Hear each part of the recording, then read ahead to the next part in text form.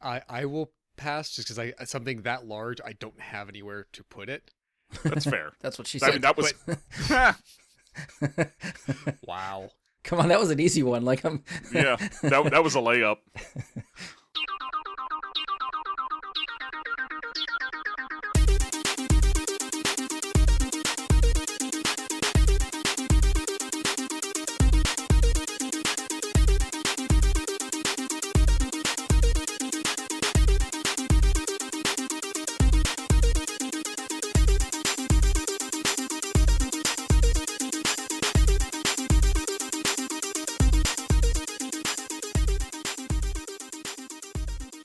Hello and welcome to another episode of Bright Guy and His Super Friends. I'm your host, Brian Labick, and I just now realized I forgot to write intros, but joining me for this episode is Josh Zorich. Yeah, I got nothing witty either being put on the spot. I had like a half a second where I thought maybe, hey, guess what? I'm gonna come back with something. Nothing. Just immediately hit the wall. Our very own shield sliding, arrow slinging Legolas himself, Josh Zorich. I'll take There it. you go. I'll take it. And I you hope you heard reserve already- one for something myself. good. Yeah, hope you reserve something good for yourself there. I don't. I got. Mike Bradley will give his own intro today, so what do you got for yourself? Hi. How's it going, guys?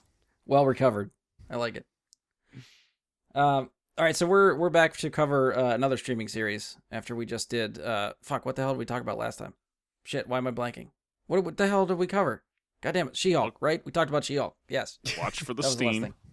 Yeah. Okay.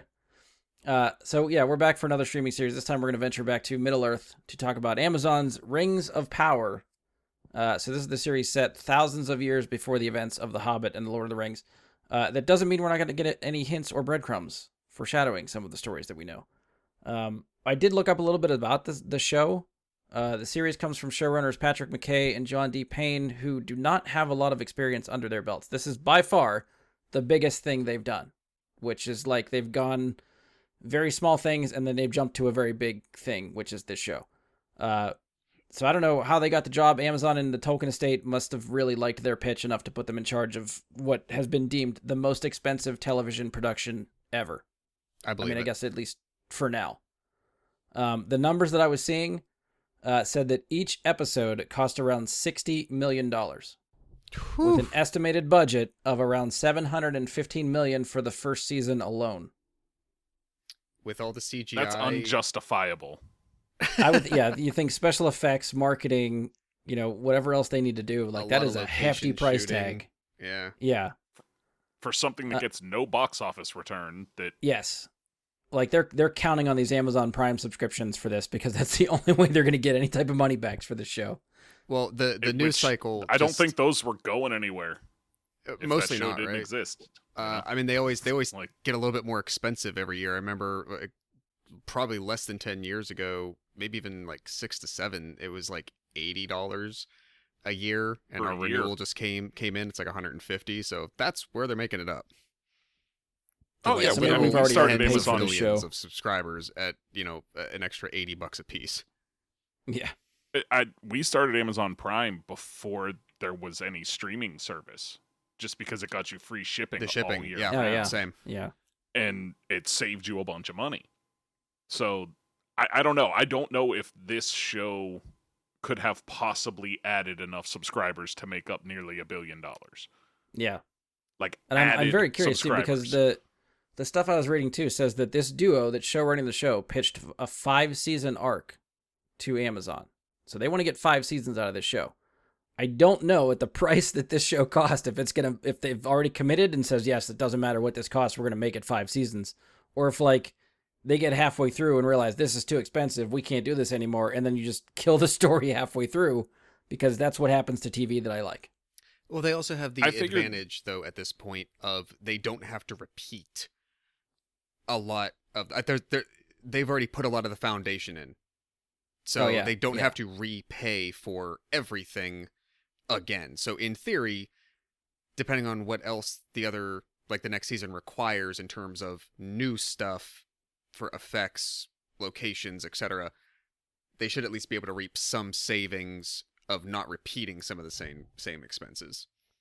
Yeah, hopefully they have at least a system. Like, the typically what happens with movies, television, especially like special effects and that kind of thing, is like when you're starting it out, you're trying to figure out how it all works. And then once you sort of get your system, it makes the next sequels or seasons easier because you sort of have a process in place to get it out on time and sort of hopefully cost effective. So, I mean, you can tell they definitely put some money into this fucking show. Oh yeah. Well, and I mean, in the case of things that are successful too, you got to remember that it usually ends up being, instead of less budget, it ends up being budget reapportioned to some other thing to make it bigger for the sequel or the second season or whatever it may be. Yeah. You know, it just, they one up it and say like, well, we got that down, so we don't got to spend money on it. Let's do it bigger this time. You know, or hire this actor that costs a ton to get in there because we have the extra budget for it. Yeah. The other thing that I saw too. Sorry, Josh, go ahead. Well, on that point, I was going to say, if you think about it, like, did anybody recognize hardly anyone in this show? Oh yeah. Right. And not, I thought all the actors did a absolutely stellar job. So Yes. I don't think that they had subpar talent by any means, but they didn't bank on casting any household A-list names just to carry the show. Like, nothing against Marvel, but after especially Phase 1, you know, they proved that it's a money-making machine and that they were trying to bring as big of names in as they could. That's how you locked Anthony Hopkins in for 3 movies. That's how you got Robert Redford to come in, to one of his last projects. They didn't do that with this. They didn't rely on face recognition and name recognition to draw you in. So that, and because of that, they probably saved a lot more than they otherwise could have on casting. Right. Yeah. True. And I have a question on that note. Would it be spoiler to say who Robert Aramayo is playing in this series? Would that be considered a spoiler? I really don't think it is personally, but I want to ask you before I say it. I don't know if I know who. Yeah, I don't know who myself. anybody is by the end of the actors. So, was he the hobo? No, or that's was not, he the yes, I see who it is in the cast guy? list. No, that's not a spoiler because he's all over the trailers and stuff. Okay. Okay, so he plays Elrond. That's Robert Aramayo. Oh, And yeah. You have somebody building a legend in this genre now because he played Elrond, because he was also, if you remember, Ned Stark, young Ned Stark from Game of Thrones. I know, Brian, you don't watch Game of Thrones, over He my but doesn't. head. Yeah. Thrones, Sean, right? Sean Bean was Ned Stark. Okay. And obviously Sean Bean, Lord of the Rings, Yeah. Boromir, all that. So you now have Full this circle. kind Full of circle. Mhm. right. You have it kind of going back and forth, and very cool to see him there. There's some others I think that were Game of Thrones alumni that were in this series that were minor I think you're right. characters as Yeah, well. But I'd have to dig a little deeper on that. But he being the main one to pay attention to, of course, being one of the main characters on this series. One of the other things I was reading, sort of going back to like how the production budget is very high and maybe they're looking to cut costs. So the first season of this show was filmed in New Zealand. So the second season, they're trying to film somewhere else. They're going to the United Kingdom. Probably. So we're going to see if we notice a difference. Following, I mean, if you look at a lot to make those parallels, there's a lot of similarities in landscape when you go to certain parts of the United Kingdom and New Zealand. That's why a shit ton of Game of Thrones was shot in Northern Europe and in Great Britain and all that in the United Kingdom. So yeah, they could probably fudge it. I imagine especially the travel and housing cost to get everybody across the Pacific Ocean. Or if they're coming from, I mean, a lot of these actors might have been British already in some regards. So then you're flying from England all the way to, Australia and New Zealand. So Yeah. absolutely makes sense. So we'll see how long it takes to see season 2. Season 2 has already begun filming, so production is underway in the United Kingdom. So we'll see. I don't know if we're gonna. I wouldn't think we're going to get it every year. I would think maybe at least a year and a half before we get another season. I feel like mean, 2 it looks years like- is too far, but I feel like there's a lot of production that goes into this, so it's going Right. to take a while. yeah. So hard to say. One question I had maybe for you guys, because I don't really know the answer, so I don't know if either of you guys know. And I'm hoping we can sort of answer it without really getting into specifics of the show, but I'm still kind of unsure if this series is meant to be a prequel series directly to The Hobbit and Lord of the Rings films, or if this is just adapting Tolkien's work in its own way based on the lore. Do either of you know the answer to that? That. From what I had understood, this was meant to be some kind of adaptation of the Silmarillion. But Because some of the production design really looks like it mirrors and fits with Peter Jackson's movies. I mean, Right. Yeah, because I mean, over long term, some of those cultural things that endure reasonably would be present even long time in the past. So that absolutely makes sense. But the storyline itself is so far before that, Right. like we're no in the timeline, we're nowhere near the beginning of The Hobbit. And I'd be get that, shocked but, if like, they we tried to bridge see- that time gap. But like there's certain locations I think that you see in this series that then you eventually see in the movies. And to me, they look very much identical. Like I can't really tell a design difference between the two, which to me means this is a prequel series to the movies. I mean, in the timeline, yes, it happens before. Is it intended directly to eventually butt up to those events eventually after 5 seasons? I guess we'll wait and see. I Okay. would be shocked if they could achieve that. I'd be shocked 'Cause if even they could just, like, the achieve that designs and of the keep a orcs. focus on the time period where the Rings of Power, and unless season 2 has a different subtitle, unless season 2 is Lord of the Rings something else, if the Yeah. focus is on the era of the conception of the Rings of Power among the different cultures and what they are used for and what the effect is and whatnot, the closest I think you could get, and this is gonna, okay, I don't know where you are on spoilers in your head, but if you haven't seen Fellowship of the Ring, it is 21 years old. I can't help you much, and it's in the prologue of the movie. What I think this show could get you up to, basically, is the moment in the prologue where you see the armies of men and elves first defeating Sauron. I could see it going to that point.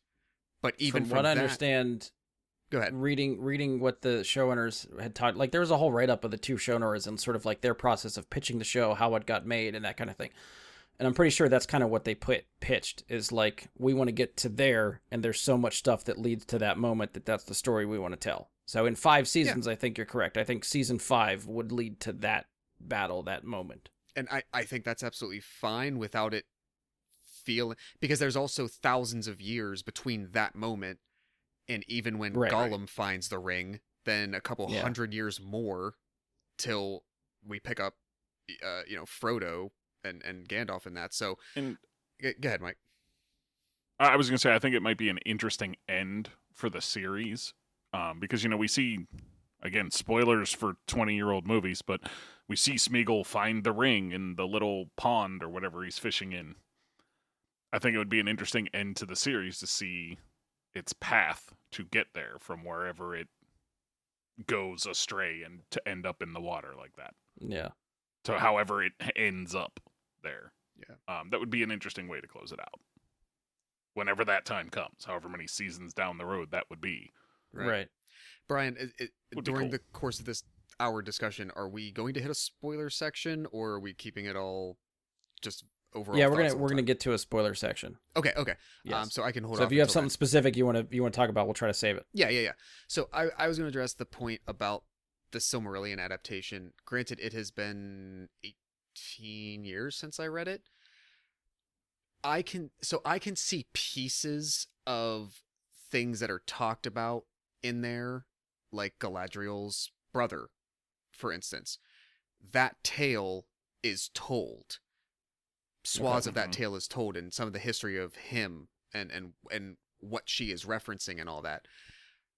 To my knowledge, the era of the Rings of Power have never been written about, either by Tolkien or by something published by him or his estate, fleshing that specifically out. So I think that they are working with the estate probably in, getting any other remaining manuscripts, documents, notes, anything that the grandchildren at this point want to contribute to the idea to tell this particular swath of years.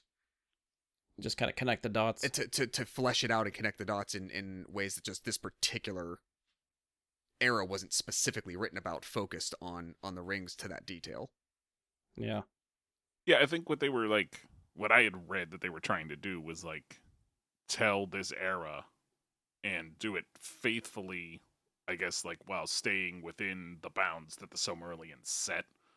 Using bits, like you're saying, using bits and pieces of it, but they're embellishing quite a lot that they don't have any information about. Correct. So, and Mike, you've read the Silmarillion. We've had this conversation. You've read the Silmarillion? a very long time ago, yes. Same. Okay. It's I don't remember much about it at this point. Right, and only the fuzziest high-level details have stuck with me. But there's two aspects that are very present in this era that I like. Number one, the first is all of the past history that they talk about with Morgoth. Right. In the show that is not present in this story, but it's what just immediately happened, if you will, before the story started. I would love to see a series about that era before, not necessarily all about the Silmarils, even though I know that was a lot of Morgoth's focus and whatnot, but all of the elfin stories of elves and elves and men during that struggle, that battle, that whole thing, the fight with the gods. They talk about that in the show. So it's but they're just filling you in on past history for context of what you're just watching. I would love them to make something about theirs. There are some badass elf stories during that time of just these amazing. They're not even demigods. They are just elves, but they tear through Middle Earth as if they are demigods, and it is really cool. Could be something that they want to do another prequel series after this one finishes its 5-season run or something, or maybe there's a spin-off show that comes later if this does well enough. So in the middle or something and it's just a companion thing that's happening separately or whatever. But the material is there for it. It would be great. The other one that my jaw dropped when I realized that they were going was the first time that they say that they are going to, and then you see Numenor. Oh yeah, and just the whole kingdom of men out there in the sea.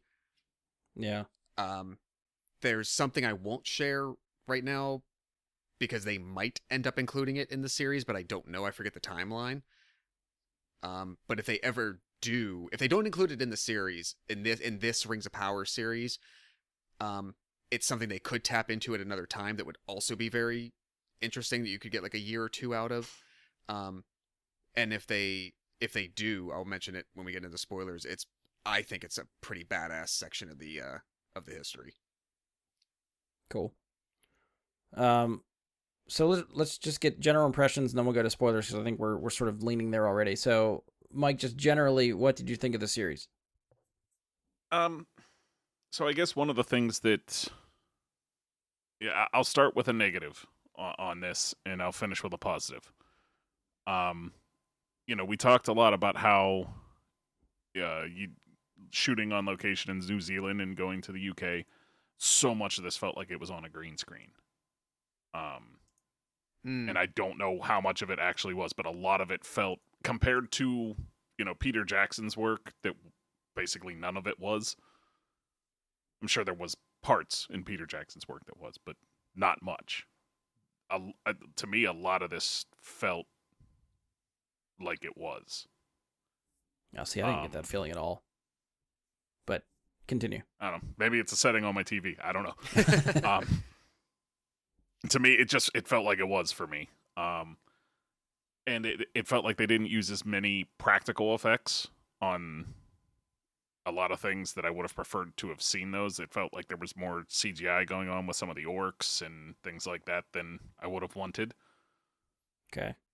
Again, I can't speak to whether that's accurate or not because I have not looked it up to find out, but it looked like it to me. With the orcs Having specifically, said- do you mean in terms of how their like quote costumes or makeup looked on screen? You think the costumes, for instance, in that case was more CGI than just practical prosthetics and physical makeup? That's what it felt like to me watching it. Oh, okay. All right. Again, I don't know if it's true or not. I don't know, but it seemed like it to me. Like I always felt like I was seeing something that was CGI. You mentioned Numenor, and that really pulled me out because Numenor that had to be so much CGI to do it, and True. it pulled me out in ways that you don't get pulled out in the original trilogy.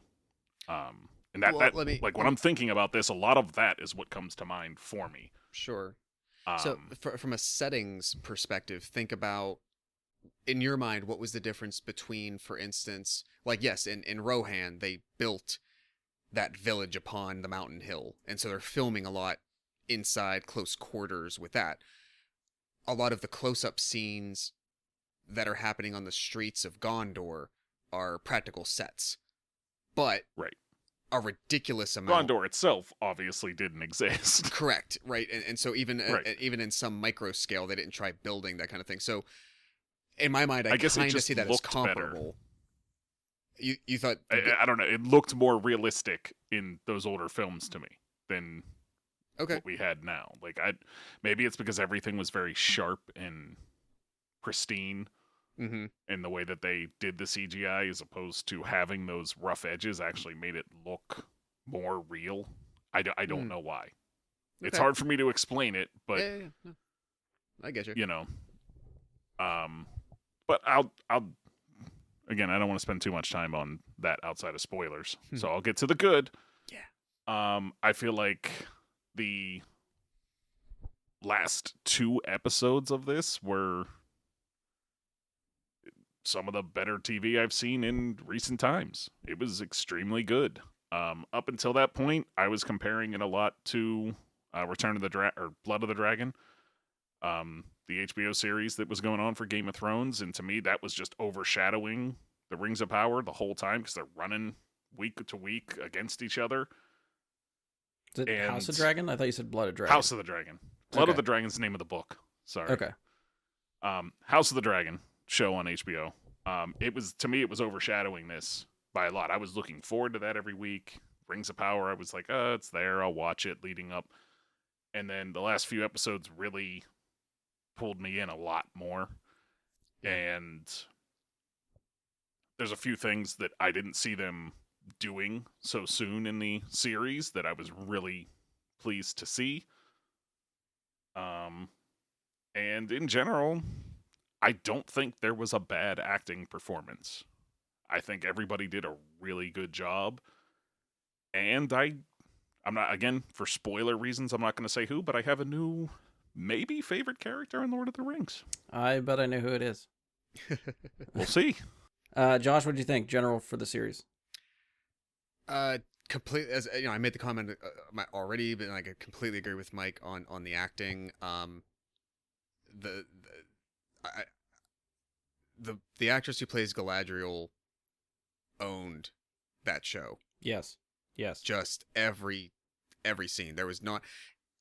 It didn't matter what the scene was about or who she had to, punch against. It was like, man, she owned it.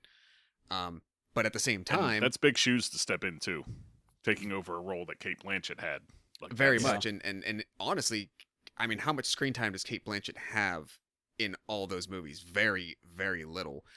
But the lasting impression that she had, and to be such a different incarnation of her at this different point in that character's life, thousands of years before, like it's such a challenge. But that's not to say that, especially when Galadriel's in the scene, that you didn't notice everybody else, or everyone else just seemed to be inconsequential. Like, everybody filled the shoes that they needed to. And really, like I said, I think it was not only a smart move, but I think it was actually the right move. Don't cast people anyone recognizes, and create a shit ton of characters that nobody, predominantly, a lot of characters that no one has any preconception of. Every one of those actors can make every one of those characters exactly what they are, because you have no reason to think that they're anything else. Yeah, I agree. I kind of agree with Mike on the pacing a little bit. It did take me... I was curious enough to start watching, and I feel like there was a little bit of a slump with like episodes like 3, 4, 5 maybe, or 4, 5, 6. But the front end and the back end, and then I think the front and the back end are both very strong. And if you like, I imagine if I try to binge this as opposed to, again, doing weekly watches, even that middle will probably feel better the second time around.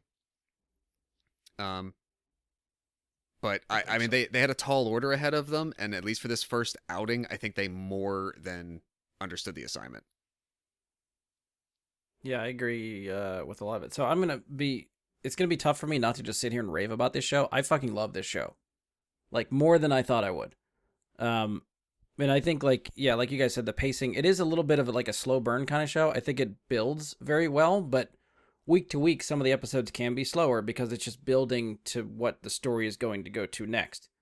And it kind of feels like, I think Andor is another slow burn type of show. I think it builds very well, and when you get to those points of like heavy stuff, it hits harder because of how well it's written and how that story builds as you go on. And I think this show does the same thing.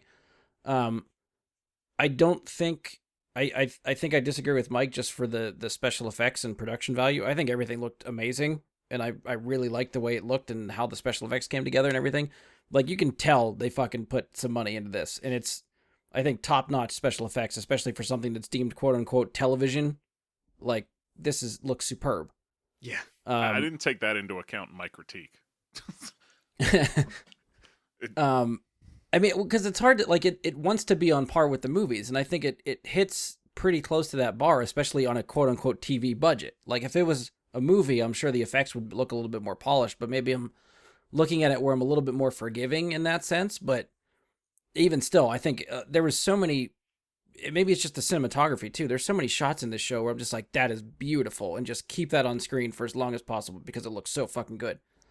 Like, just some of the landscapes and the way they shot, and maybe I don't know if that's going to be just because of shooting in New Zealand and stuff. So I'm curious to see how the United Kingdom's going to feel, if it's going to aesthetically feel different, or if they're still able to hide it and mask it and make it feel like the same thing. So I'm kind of curious what next season feels like. And I agree with Josh. The characters and the actors were fucking fantastic. I think there's not a soft spot in this cast. I think everybody did great. I definitely, it's even hard for me to pick like a top 5 characters because I think a lot of them are very fucking cool. And I feel like I have many favorites. There is one shining beacon above them all. I think we'll get to that. I'm going to assume I know who you're talking about, but he is definitely near the top of my list. I think a relationship between him and somebody else are the crux of this show for me, and they hit so many heavy emotional beats for me that I was surprised that was the duo. That I'm like, just give me more of them, like all of the show around them, please. I'd watch it. Or let them record a podcast. Yeah. All right. Anything else generally we want to spit out before we get into spoilery things? Not for me. As always, these are our opinions. So if you want to check out the show yourself, please check it out. Form your own opinion. Don't always listen to us, whether it's good or bad. Check it out for yourself. Feel free to let us know what you think after you've checked it out. But now we're going to pivot to spoilers. So if you don't want to be spoiled, pause this now. Come back after finishing the series. Otherwise, if you continue on, we'll be sure to or try our best to ruin the surprises for you. Either way, spoilers to follow. Wee-oo, spoiler! Wee-oo, spoiler! Something like that. All right, so we're into the spoilery category. Josh, you wanted to start with something? What do you got? Just to point out that I'm glad that I didn't try to pronounce the actress's name who plays Galadriel, Because, I looked at the cast list and I really want to give people props, but I'm going to butcher every one of these fucking people's names. yeah, and it's such an eclectic background of actors, both from just like call it so many different cultures and so many different Yeah. ethnic backgrounds of different things. I'm assuming she might be Welsh or Scottish. I'll have to look it up. But her first name is Morfydd, Morfydd. And after having been to Ireland last year, I'm sure that's incorrect, and it's probably not pronounced anything like anywhere near phonetically as you'd think it is. But I'm gonna call her Morfydd, Morfydd Clark. She was my favorite throughout the whole series, and I think her acting stole the show. Yeah. The name is Welsh, if you Google it. All right. Yeah, I don't know if she's Welsh, but the name is of Welsh origin. She is a Swedish-born Welsh actress. So there's that. All right. Well, let's pivot to characters now. It is. We'll go through. It is Morvid. Morvid Oh, is how that's it is. so Morfydd, close to okay. Morphin. All right. I mean, I would have went with you, Josh. I would have said Morfydd. Morfydd time. I mean, Just looks how it's yeah, I was gonna spelled. say it's Morvid. It's Morvid time. Um, There you go, Ian. It happened. It's in here. All he's right, not going to listen I this wanna- deep into the episode. I want to take a guess at the character you guys are talking about, because I think I initially thought it was somebody else. Then I thought you were Oh, agreeing okay. with me it was Galadriel. Then I don't think it is now because you said he. And now I kind of have an idea, so I'm going to say, I can't even remember their names, but the husband and wife from the dwarf culture. You're half right. Oh no, I was clearly talking about Theo. Bullshit. I'm kidding. I I'm call him kidding. bullshit. I'm kidding. No, No, Durin, of course, Durin. Mike's all about and Durin, yeah. with the other character we were talking about was not his wife. We were talking about him and Elrond. Yeah. The two of them the together bromance. on this show Yeah. they were fucking amazing. They hit so many Um, hard-hitting emotional beats in this show that I was surprised that every time they got to there, it's like, well, shit, you're actually driving me to almost shed a tear here, and I don't know what's happening. I was not prepared for this. Those were good. Those were good scenes. You're right. Yes, yeah. Like Yeah, the whole reveal with like the mithril and how it affected, like when Elrond's like pleading to Durin to help them with the tainted leaf that they have, Mm-hmm. and that whole conversation, and then the way that, like, you can see Durin like just struggling with, like, he wants to help his friend but he can't, and then even the way that shot, like he slides the crystal across the table that sit next to the leaf, and then you see it affect the leaf, and then they decide, no, we're gonna dig for this shit. Fuck it, we're doing it. That whole thing Yeah. was awesome. Durin having that moment when he sees what it does, Yeah, like he physically sees it happen and says, "Holy shit, I cannot let my friend go without this." and that goes in line with Um, like moments like that. that I was think are big. so powerful and so awesome that there's no action there. It's dialogue driven, and that's the part of Yeah. the show that might feel like slow and not like a lot happens for people. But I was eating all that stuff up. I fucking loved it. I mean, even the friendly competitiveness between them with the whole Oh yeah, the hammering breaking the thing where rocks, it's like, yeah. where he's Even like, I how- let you win or didn't let him win, like it's how Durin Says, "Oh, I basically was winded." cons the Elven King to giving him a table. Yeah. Like that was Love great. Just made up something that sounded history shit, and he just takes this giant. And not only does he take it, it seemed like the king had like 6 elves have to hand walk it. Yeah.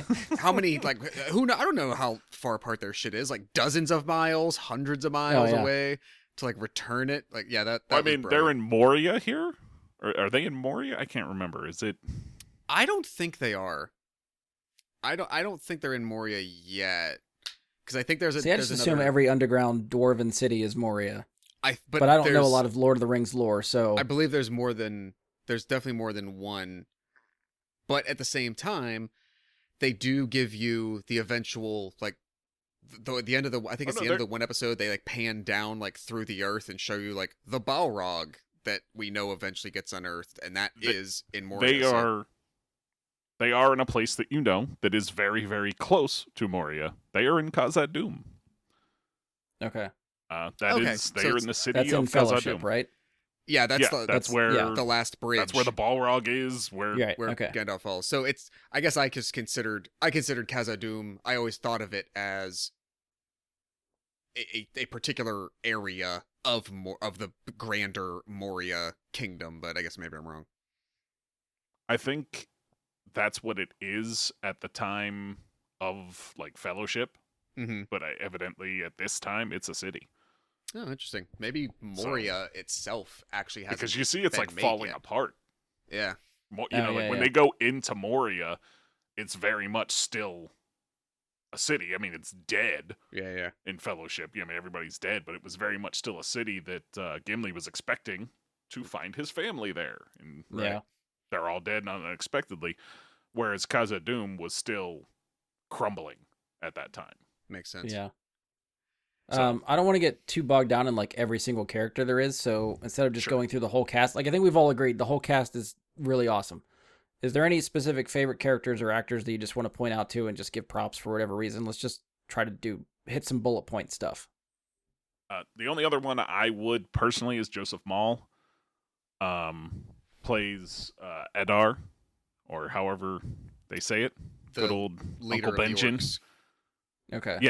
Yeah, like one of the first Uruks is what it sounds like that they Right. were Okay. leading to. Yeah. You know what I mean? Like he's one of the first ones to be turned into an Uruk, which is why he's technically an orc, but he still looks like an elf. Yeah. So I will also, if I can, I will give. he was fantastic. I will give internet credit to my wife who put the dots together on that very, very fast, that the orcs call him Adar as if that's his name. And before they even explain it in the show that it actually means father, it's the elven word for father. I think there's only maybe one moment, two at most, across the Lord of the Rings movies that Liv Tyler calls Elrond Adar. And like if you don't have the Okay. subtitles on, or you don't know that that's what she said and that's what it means, that's why she says it. Adar. She's just saying dad, father. Okay. Sarah Yeah. picked I that didn't shit know up, that. Yeah. and I was amazed. Like as soon as she said it, I'm like, yes, you're right, and that's wow. I was amazed. So yes, she's getting props for that. Nicely done. Any other characters for you guys you want to point out? Man, I feel like all the different little sects of storylines each had their own highlights in some ways. Yeah. I'll give it to him. I really liked, in many cases, I really liked the dude who turned out to be Sauron. Yes. Yeah. He was He's good. very, just as the actor, given that task until that reveal moment, he was very charismatic. And It was funny seeing the internet memes week to week for this show because they were doing the same thing that they did with WandaVision and Mephisto, but with Sauron for this show, and I dug that. I thought that was great. I His admittedly, name, by the way, is Charlie Vickers. yes, To give the yes. actor a little credit there. But go ahead. Sorry, I just wanted. Well, I was actually I'm gonna hold off because I was almost gonna turn my comment toward like storylines and whatnot and how it played out. So I'll try to keep on characters. I think I liked the Queen of Numenor a lot. I like. It's funny. Not that I didn't care about him. I didn't really find myself getting invested in Isildur yet. But I really like his Yeah. dad. Yeah. Yeah. Elendil was awesome. So this is the thing I wanted to point out as well. When you reach that prologue moment in if you watch Fellowship, that battle that's happening in Moria as the men and elves are trying to storm Moria to go kill Sauron. Mordor. I'm sorry, yes, they're trying to storm Mordor to kill Sauron. In that scene, the king gets struck down. Isildur tries picking up his sword that Sauron then breaks, and Isildur uses to cut his fingers off, thus severing the ring from his body. So, that moment, we have now met someone who is only a general of sorts in the Númenórean army, who eventually becomes King of Men in Middle-earth. That dad character becomes the king who gets struck down in the prologue And we now know who Isildur is, who then, in that moment, takes his dad's sword. So that is their eventual path. And that's what I kind of love about this show is like I never read the books. I'm going strictly off the movies. But there's enough breadcrumbs in the movies that when I'm getting stuff, like I'm connecting those kind of dots when I'm watching the show and like, oh shit, that's the kid that's going to eventually, like you said, be the one that cuts off the hand of Sauron. Mm-hmm. And like when you start seeing the elves go to the dwarves to help them try to get them to mine this mineral, and I was like, oh, that's got to be the mithril. And then of course they say that, and then you're like, oh wait, no, this leads to them getting so deep that they disturb the Balrog, and then that becomes a thing. Like, it's all these little things in there that where I was geeking out about week to week for that kind of stuff. Do we know that mining the mithril takes them to there? Well, it's at least in the movies, again, this is my knowledge, is they say they dug too deep in the mountain for something. They never say what it is that they kicked up the Balrog. So I'm putting two and two together. I'm connecting the dots there that it has to be the mithril.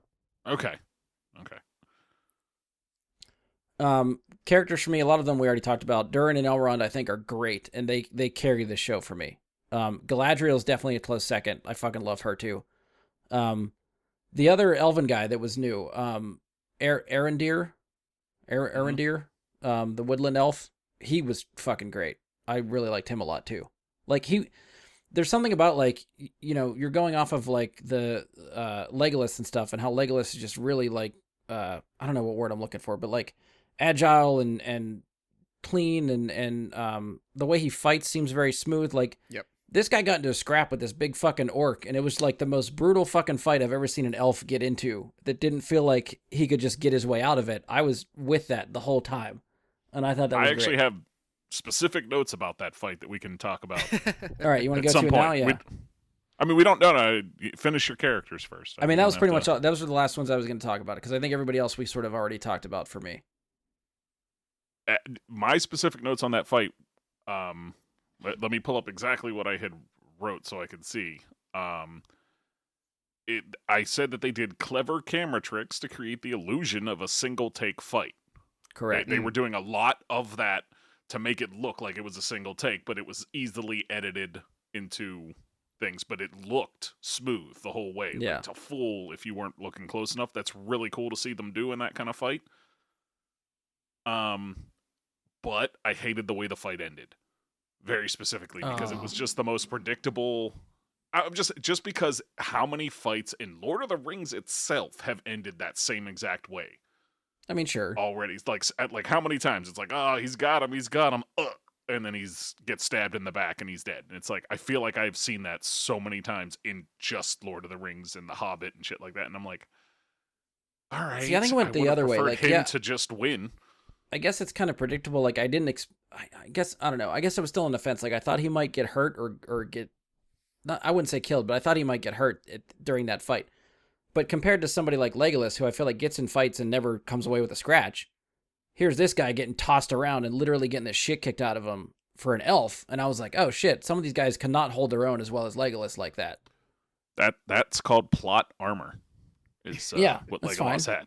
I'm fine with it. Yeah. No, it's fine. And I'm fine with it. It's just that was the thing. Like, he wasn't going anywhere, so why even bother? They also had the advantage.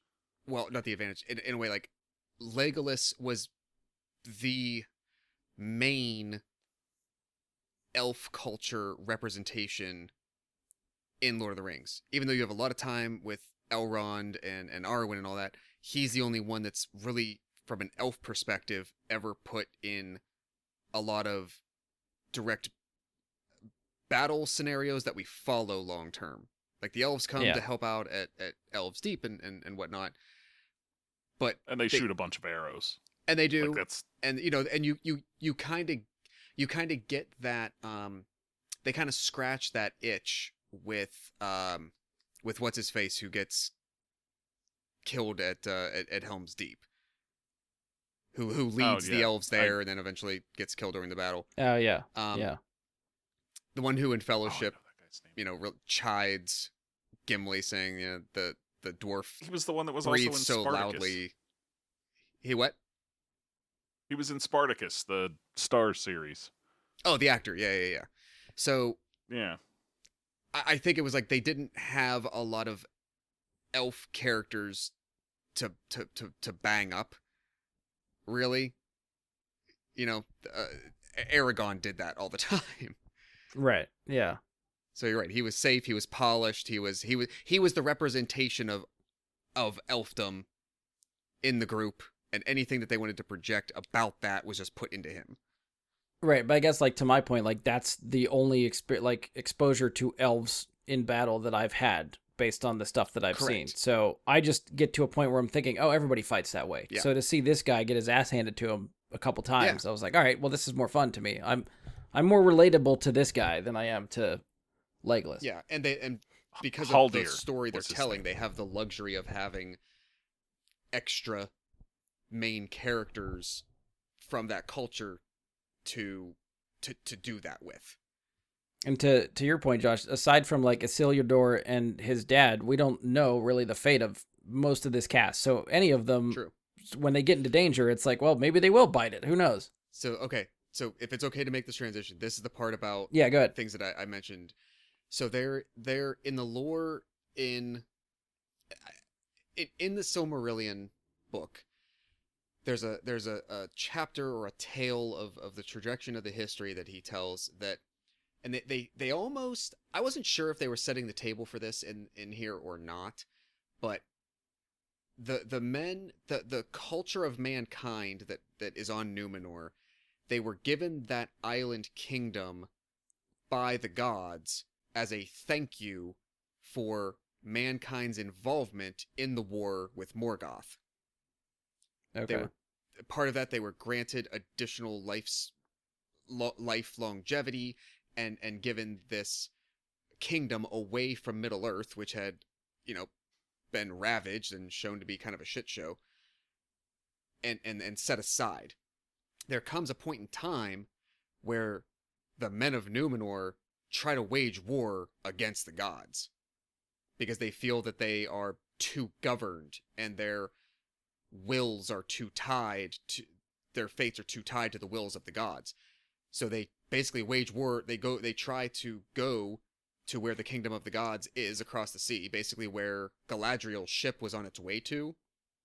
Okay. So she was not going to the Grey Havens in the way that the elves in Lord of the Rings are departing to. There was still, like, the realm of the gods was still accessible to the elves at this point in time of Rings of Power. It's Valinor. Valinor, yes. So Yeah. the men, the race of men and mankind on Numenor, that island kingdom, eventually try to sail further west to wage war against the gods. The gods crush the hell out of them, upturn the island, Atlantis style, if you will, and any survivors... That's the tidal wave that is foreshadowed, Correct. right?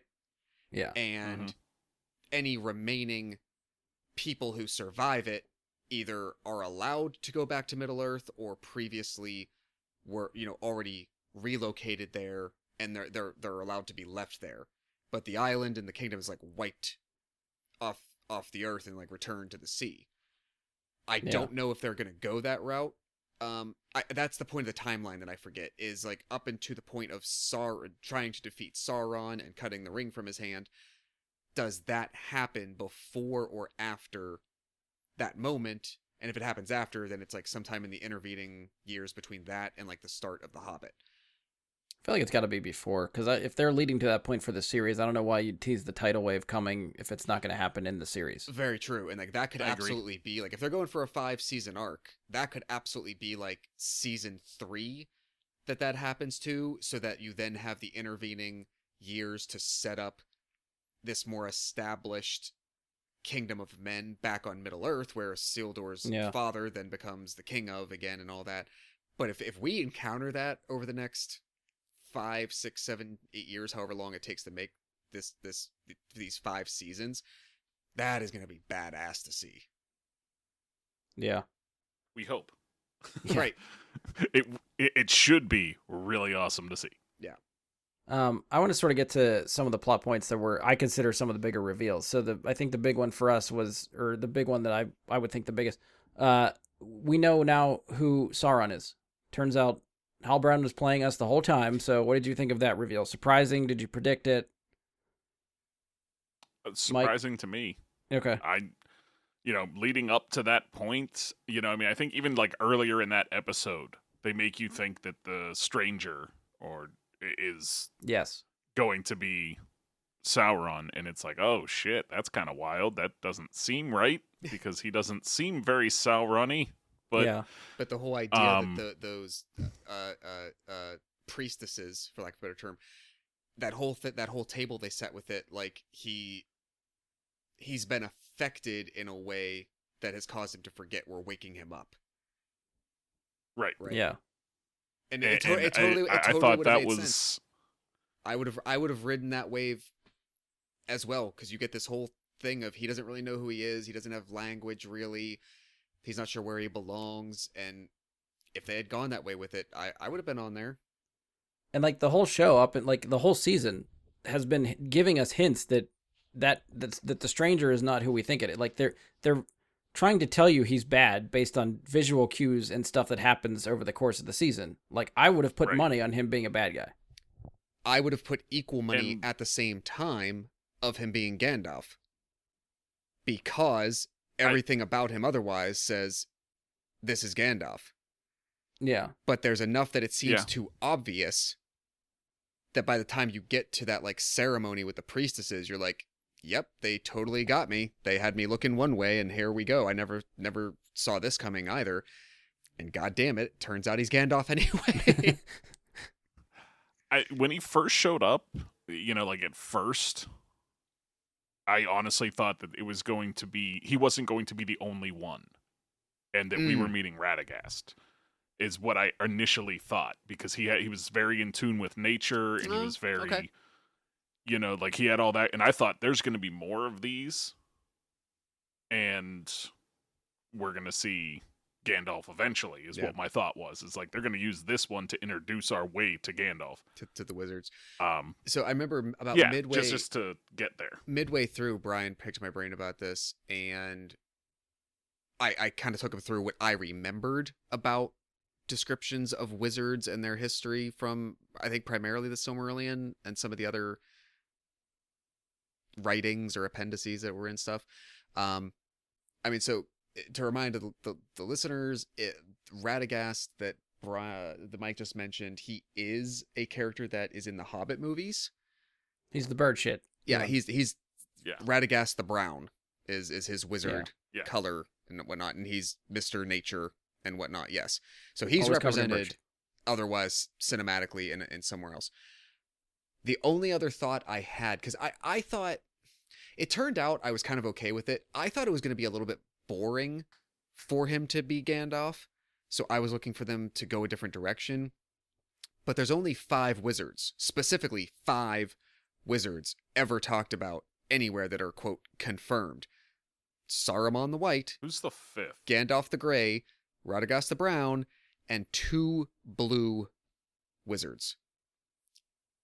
I know one's named Alatar. What's the other one? Oh, is it? Okay. I've nothing that I've personally read ever named them, but they were always just there. It was confirmed as like the 2 blue ones. But I gotta, I guess, expand some of the other stuff that I've read, or maybe go back and definitely reread the Silmarillion, which this has prompted me to do. As soon as I'm done with what I'm currently on, I'm going to reread that finally after almost 20 years. Alatar and Palando. But am I right that they're both 2 names? Technically, like they're both blue? Blue. Yeah. Okay. Yes, Alatar and Palando are the blue wizards. I didn't remember Palando at all. I remembered the name Alatar though. Good on you. I definitely did. Strangely enough.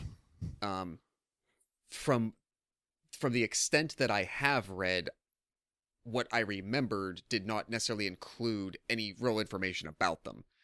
Obviously, I didn't even remember their names were mentioned, let alone like what they were involved in, what their specialty was, where you could find them, like any tales about them whatsoever. It was just mentioned that they exist, and that was it. So I thought, like, we've seen Radagast, we've seen Saruman and Gandalf. Wouldn't it be fun, potentially, if this turned out to be one of the blue wizards? So I was kind of hoping they were going that route.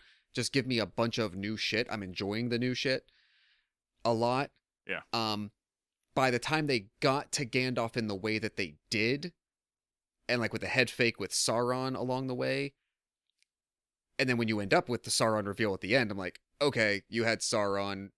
We're getting Gandalf. It'll be interesting to see if the explanation is like, this is literally Gandalf's introduction from the gods into Middle Earth, or if a similar thing has happened where, as far as my memory serves, the wizards existed prior to this point. They just served in a different capacity. Their purpose was for something else. So maybe we'll get the explanation of really how he arrived. Like, okay, he shot to Middle Earth as almost like a comet. Yeah. Right? So if that is sort of, we get the backstory on where he came from right prior to that, and just the means and the purpose of him showing up where he did when he did. If that gets further explained in season 2, hopefully, but where it See, ended up, put- I was really cool with it. I was ready to put money on the stranger being Saruman. I think there were too many hints That in would've my been mind interesting. pointing him the other direction, and he was a bad guy. Yeah. So I figured, I really, like, looking back to, like, that first or second episode, when he crashes like a meteor to the ground, and there's the fire, I think and maybe it's me just reading into it, but there's certain moments where that fire in the crater site looks like the Eye of Sauron. Absolutely. Yeah. So that's where I'm like thinking, okay, this has to be a bad guy because it's hinting at him seeing the Eye of Sauron or being some way associated with Sauron. Mm-hmm. That from there on, my mind was almost made up that it's got to be Saruman because he's the only bad wizard I knew about. And that To would be have... fair, do we ahead. get official confirmation that this is Gandalf other than just a suggestion from a They never shared call him by line? name. Yeah, So it's just the lines of dialogue at end. I feel like speaking- do it. right, that to me seems like it could be something. Even just to play devil's advocate, I don't think Sure. this is correct, but Yeah, to say that maybe it is Saruman. And maybe Saruman and Gandalf were close enough that they both say that same thing about following your nose. well, I think the other Gandalf tell picked it up from him. Right. was when he gets That's the what I mean, staff. like, Like it's- he reverses one of their magics and changes them all into butterflies. Right? Shouldn't that be another hint that he's Gandalf? It could be, but do we see much of what Saruman was like before he turned? No. No. So we don't really know what he was like before then. I mean, We know that him and Gandalf were close enough. Yeah, I from what I remember from the Hobbit movie So- adaptations, which I only watched once each, I think that the moments that Saruman is there, I think because they wanted the connective tissue to the Lord of the Rings films, he was still a quote good guy, but there was enough of a little bit of like shadowiness about his comments and his presence, just so you knew, remember, he turns bad. Yeah. But for the Yeah, I most think part, they were up like into... in I say, the portrayal is like up into, you're on the brink of the return of Sauron in Lord of the Rings. He is otherwise a good wizard in the way that his creators meant him to be. I think that in the Hobbit movies they tried to like show the very earliest rumblings of his turn. Well, of course, of because how there's things only were starting. there's to only be what, like maybe he's 100 tempted years. to that. There's like less than 100 years between the events of The Hobbit and the start of Lord of the Rings. So in wizard time, Was that's it like a blink of an 51, eye. isn't it? Yeah, it's not that like, much. Doesn't so... The Hobbit happen at Bilbo's 60th birthday? Oh yeah, I think you're right. So a very short period of time in their relative terms to show that progression. for So, but I think like Things really, that live thousands of years. Yeah. yeah, like at least until let's say the downfall of Sauron the first time, if not for a significant period of time after it, Saruman is Saruman the White as designed, so to speak. A good white. Yeah, wizard. if like the head fake of potentially is, and that would have been really interesting. Is this Saruman, and do we get to see that version of him for a while? That would be really cool to look at. Yeah, I feel like Gandalf was, to me anyway, Gandalf almost felt like the obvious one, sort of like you were saying, Josh, and that's why I was kind of looking the other direction. Like he's literally wearing gray the entire time. So if that's not a Yep. telltale sign for somebody, I feel like if he was in white, I would have leaned more towards Saruman probably. But I mean, yeah, I think Gandalf Gandalf the was Grey before he was white. Maybe Saruman was too. maybe, yeah. But yeah, I feel like it's pretty clear they're setting it up to be Gandalf. I agree. I would agree. Until they give him a name, I guess it could always change. That's why I said devil's advocate. It's not that I think that theory Yeah. is correct. It's just it's still technically possible, so it's worth mentioning. Fair. Probably less than we did, but And just, I guess, from a lore standpoint, because I don't know, was Gandalf part of the battle for Middle Earth when Sauron was defeated? Was he part of the battle, or did he just exist around that time? Because he's at least the prologue that I've seen from the Fellowship, he's not there. It doesn't really incorporate him or any of them. no, Off the top of my head, I couldn't tell you. Okay, same. just curious if he's going to end up like in that battle at some point if we get to that point, because he We should may still be find alive out through why all of he that. wasn't. So, Yeah. or that too, yeah. Like Yeah. it's sort of like this period where like the Silmarillion doesn't go that far, and Okay. the Hobbit, Right. and from what I remember from the Lord of the Rings book, even it's Doesn't almost the really- same thing. Like it acts as backstory to set the stage more for what you are about to read. Right, okay. I don't know if any particular writing or anything published really details it very much. Yeah. It could be. Yeah, There's and I mean, there's espec- plenty of stuff out there that I haven't read.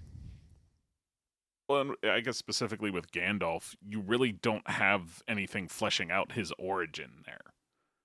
In that book or anywhere to tell Yeah. us when he originated and what Tolkien's original idea for that was. So it could have been Tolkien's original idea that Gandalf came about after that battle. Right. Like maybe Gandalf didn't even exist in his original thought. Who knows? It's hard to say.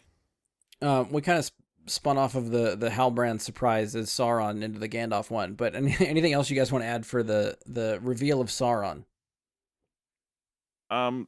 It ties into it, I suppose, in like the creation of Mordor. Yeah. I thought was probably the coolest moment of the show. Yes. Like altogether, just that whole thing was. I did not see that coming as to what they were trying to do with that sword. Had no clue. I knew it was bad. I knew they were trying for something bad, but I did not see it turning in that whole area into Mordor. I knew that area was supposed to be Mordor eventually yeah. because that's the South. We know that, but Yes. I didn't see a turn of a key and then boom. I had no idea that was going to happen. Well, even when the water, like the dam breaks and the water starts rushing down, you're like, oh, they're going to flood the city. Yeah. Yeah. And then it doesn't go there. It goes underneath. And you're like, wait, no, what happened? No. The- And then not until it hit the mountain that I was like, oh, shit. Yeah. Yeah. And not until the volcano erupted, I'm like, I don't even know what the right word for it would be, but in my version, I'm like, in my head, I'm like, it's almost like terraforming, if Yeah. you will, to create Mordor through actual real ecological science, if you rather than like Yeah, and a I thought that was such a volcano can badass way to fuck up go. the landscape. Just instead of like, oh, Sauron is evil and he made the land barren and makes the used evil power to make the volcano erupt. Like they actually Yeah. had to work out the physics and the ecology of all of it to manipulate Middle Earth and the actual plant. Right. Like, you know what I mean? Like, oh, it's so cool.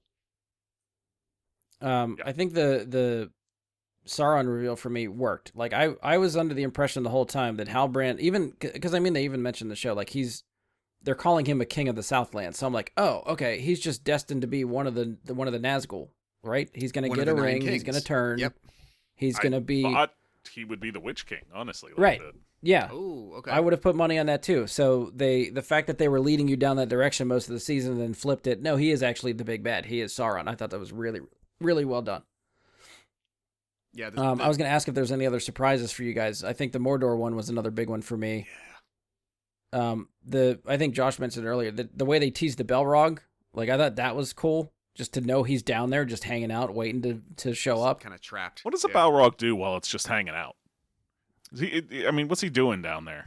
I don't know, just Counting being sheep. I don't badass and hot, know. because he's on fire. Like, it's I- hot. Yeah. I mean, you don't have to explain it. If you want it the other way, that's fine too. You're allowed I to. just want to make it clear. I don't think he's attractive. I just think he's very temperature hot. I mean, if you want protection, he's a hell of a guy to date. That's true. That's true.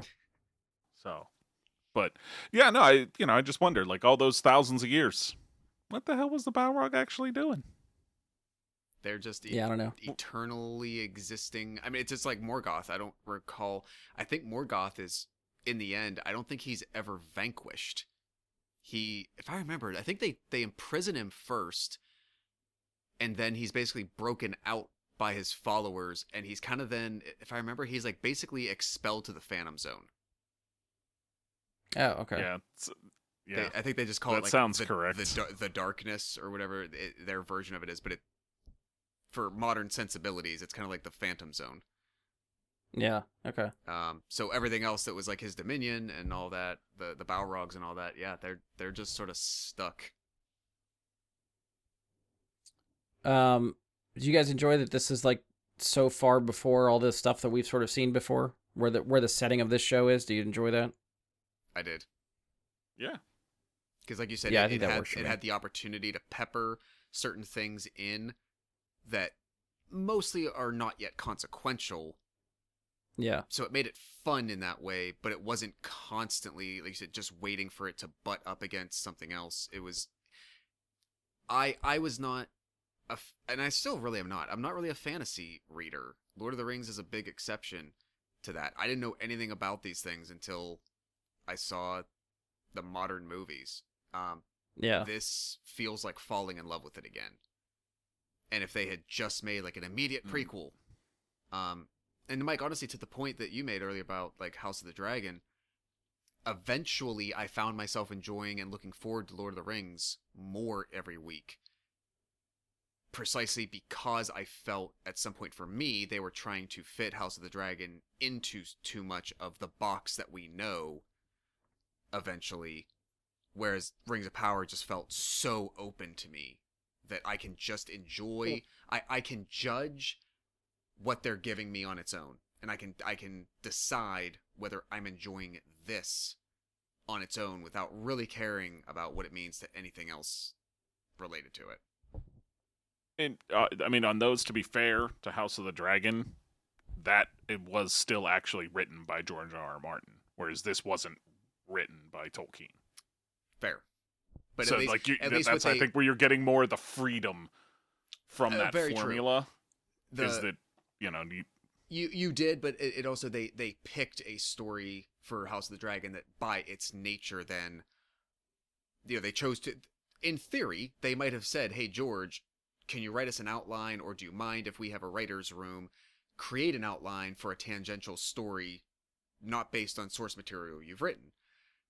So they're doing that. What they chose to produce right now was something much more related to something that we spent 8 years already watching. So just Right. the complete newness of everything for Rings of Power for me held a bit more of attraction. And I think on that note, like for me, it was the newness and the familiarity and taking a piece of the Lord of the Rings that is really interesting to learn about. The creation of those rings of power. And we're going to obviously get a season like we did here on the creation of the Elven Rings of Power. I'm assuming next season will be either the Dwarven or the Men. We'll see what happens. We don't know which way they're going to go next, but we're going to get to see how each of these different Rings of Power came into being and what happened. That's my assumption for the series, is that they're going to follow and create all of them leading up to the eventual creation of the One Ring. And then I'm assuming that's how season 4 ends. And then season 5 is the War of the One Ring and all of that leading up to the end. And to me, that is really interesting because it's something happened that you have no information prior about. Yeah. It's that bit of lore that's there, but you don't know how it happened. Now you get to find out. That's an awesome place to start a show. It's a wonderful idea, and they did a really good job with it. I'm just thinking too. One of the questions I asked when we were in generals is like whether or not this connects to the movies and if that's meant to be prequel series or if just interpreting the lore. I think one thing I noticed is shortly after finishing the show, so at the end of the show we see the 3 elven rings. I watched Fellowship not too long after that, and they in the prologue sequence show the 3 elven rings. Stylistically, they're different in the movie than they are in the show. So I think that would put more weight behind these are not connected and they're just interpreting the lore based on what's there and not really have to set up and cohesively fall into the movies like that. Mhm. So because I would think if it was like you'd have to make the rings look the same, right? You'd want to connect those dots. Maybe. Or, maybe that. I don't know. Is there a description of how the rings looked? I don't recall. Written description, I don't know, Yeah, but shit, if you if I just remember. look at the pictures from No, from I what mean we like see at the end of the in the book. in the Like, book, I don't know. were they following it and the original movie didn't? Because they didn't find it important I mean, enough to nail that down or something. I don't know if that's the case. I don't know If what that what the issues were, but from what I understand, the Tolkien estate does not like Peter Jackson's adaptation of the books. Oh, okay. So I don't know what it is about the movies that he didn't do right from the books that they have a problem with. But there's definitely, I think, a beef there. I I don't know. I just maybe don't know they the could find specifics out of about it. Frodo's 30-second cousin that Maybe. I could agree to some degree on The Hobbit easily, yes. but The Lord of the Rings, I guess I could see why maybe, but I also think they made really, really badass stories, Oh, I agree. right? Yeah. mean, it's So I don't really know what the beat. Like, really, those 3 movies generated so much hype and notice for a fantasy series that was falling below the radar, probably, I think, for a lot of people. and for a fantasy That has now become genre, mainstream and is making a shit ton of money for the Tolkien estate as it is. Yeah. So I don't know what the beef is there, but like I said, I didn't look at specifics. It was, I think, in the write up that I read about the showrunners and them getting into the show and like how the Tolkien estate had issues, or it might have just been a line saying they had issues with Peter Jackson's interpretation and they were looking for someone else to come in and do something different, and these guys are doing that. So anyway, The one thing I'll so point out that could be is- something to research if you're since we're curious. talking about the Elven rings, especially, the one of those rings eventually ends up with Gandalf. Oh, okay, I didn't know that. If in Fellowship at the Bridge of Khazad-dûm when he's fighting the Balrog, one of the things Yeah. he says to him is he is the wielder of the flame of Anor. That's one of the Elven rings. So Ah, eventually okay. he I didn't know that. becomes the possessor of one of those rings. And only really if you knew that, in the last scene at the Grey Havens when they're all about to sail away and he says, "Okay, Frodo, time to go." He turns to the hobbits and he's holding his staff. His hands are very clearly visible holding the staff. He has a red stoned ring on Okay, one of his hands. That's it. so who gets the redstone one in the show? That I forget because we know by the time Fellowship starts, Galadriel points out to Frodo that she has one still. Yeah. So she's got number 2. I forget I mean, both in the presumably show and in the movie Elrond if would they- still have his. I think so, right? I think Elrond. So you'd still have has to his assume Kelly number. Kelly the Smith. Brimbore's what, the forger, right? Yeah. Yeah. So it might be. Does at he some is he point- still alive or does he die? Couldn't tell you. He's not. I Yeah. don't believe All right. he's So maybe Gandalf represented gets it in- from him if he dies or something. I don't believe he's represented in the Lord of the Rings movies, but Yeah. history-wise, I don't remember. Okay. All right. Well, this will bleed into my last question before we get out of here. Any predictions for season 2 or anything else you'd like to see going forward? I think Mike started hitting, setting the stage for that, which I think is, whether it's right or wrong, I think it's an interesting path to take. The idea that, like, maybe one of the next you get to the next culture. Because I was under the impression that we might even get the idea of all of them being established by the end of this first season. And the fact that we got so far in and we didn't have any of them, and it really only ends with the Yeah. elves having theirs, I think he's probably right. Well, we have what? The dwarves get a group of rings. The They men get get a group of rings. So that's 7. 2 seasons right there. That takes us up to season 3. If you do that, Is yeah, there the another dwarves- group? The dwarves get 7. The One ring. men get 9. Right, but to your point, the one ring would be. Oh, you said Season season 4. 4. Season 4 would be the one ring. Okay, I gotcha. Yeah. That Yeah, tracks. Season 5's the war. Yeah. All right. I buy it. And I think that's a very good possibility. It would make sense. I think next season you're gonna see the dwarves And I think the third season makes sense for men. Because I honestly think that somehow he's going to need men to be craving that power to get something he needs to make the One Ring. Okay. Something that is needed for it. Yeah. I don't know. There's got to be something to making a ring that powerful. Yeah. We're gonna get to find out what it is.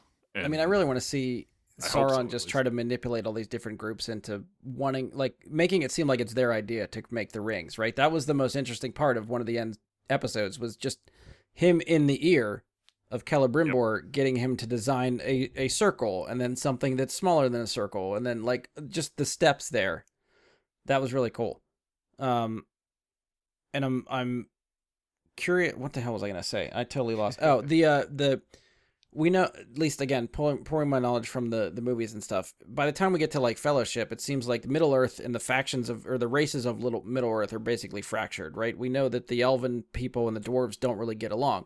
Right now, it seems like they're on talking terms. So I'm curious what the event is to splinter that relationship. Is it going to be that they dug into the mountain for Mithril and then fucked everything up, and now the dwarves blame the elves, and the elves need it from the dwarves, so that becomes a whole sticking point there?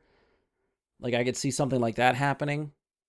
Durin's father was right, even though he seems like a dick. Right. Yeah. Like, and that it's would be like, something yeah, he'd hold but- over Durin, and then there'd be a whole turmoil thing there, and people not getting along. So yeah, I could see a lot of that stuff happening. Mm-hmm. But That Yeah. would play well to make a conflict there that has to be resolved in some way. yeah. Or unresolved, I suppose, to leave it unresolved. Right. It's going to get to the point where Um, the relationships are no longer salvageable, and then, we lead into the movies. And maybe it's something where the dwarves actually end up giving Sauron what he needs to finish the ring, whether not intentionally, but they do it, and then the elves and Elrond hold that against Durin, and that Right. fractures their friendship permanently because, well, you screwed us all, so that's, you know what I mean? I don't know. I could see that being a thing. Yeah. Last call. Any other predictions? Josh, anything else? No? No. I don't think I could even. I think it could go so many places that it wouldn't. I couldn't even conceive where to start. Okay. Fair enough. I think the only one I would have is Adar, however you say it. That's your Witch King of Angmar. Ooh. Yeah, okay. I would think he becomes that. Well, But okay, so that's a guess. he said he killed Sauron, right? Or yeah. He did. I'm very curious to learn more about that. So I'm curious if they meet again, if they'd actually be on the same side, or if that would just be another faction trying to take out Sauron again. Or if I thought if the wording meant something differently, but that's just what he said. I was gonna say either the wording or there was something where he had to kill Sauron to make him more powerful. Right. Like maybe it was it's part part of of the a plan. ritual of some kind. Yeah. All right, I could buy that too. Yeah. All right, either But- way. So just the fact that I feel like it could go either way, like it's 50-50. I love it. Like I'm ready. Just give me season 2 now, please. All right, last call. Anything else you want to get off your chest, or we're going to close it down for this one? Ready to Nothing? close. Close All the right. black gate. We typically TV shows, I don't think we usually give a rating, so I'm not going to worry about giving a rating, but I think it's pretty clear we're all pretty happy with this show. So I think, yeah, definitely if you're curious, if you made it this far, we spoiled most of the show for you, so maybe don't, you can rewatch it, I guess, but definitely I would recommend checking it out if you're curious. But that's it for us. If you've enjoyed the show, please support us. Leave a 5-star rating and review. Be sure to give us a share on social media. You can follow and subscribe to us on Spotify, iTunes, Google, Anchor, Stitcher, Amazon. Hopefully, anywhere you're listening to podcasts, you can find us. Check us out on Facebook. Search Bry Guy and his Super Friends, or go to facebook.com/Bry Guy Super Friends. You can send us questions, comments, topic suggestions, any of that stuff there. Try to email me, bryguysuperfriends@gmail.com. It's there. It's legit. It works. I won't check it. Hit me up on Twitter @BGSuperFriends. That I will see, that I can respond to. If you want to give me a follow on Twitch, it's Jedi Bry Guy. That's Jedi with an I, Bry with a Y. Anytime we do any live podcast recordings, we will do it there. If you want to watch me occasionally stream some video games, I also do that there. And that's it. On behalf of Josh, Mike, and myself, thank you for listening, and we'll talk to you next time.